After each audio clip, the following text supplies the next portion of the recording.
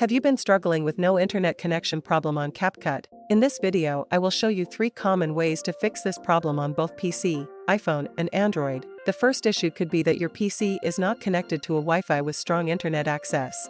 Now the second issue could be that your CapCut app does not have access to your data connection.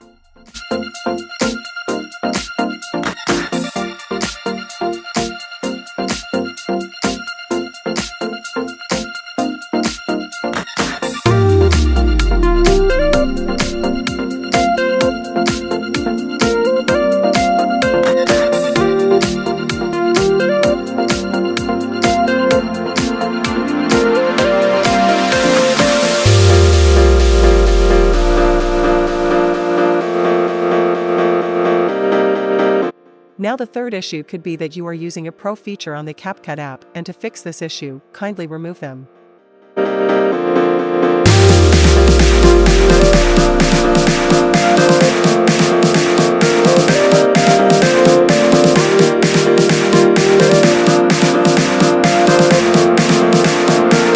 I hope this was helpful. If it was, please leave a like and subscribe for more.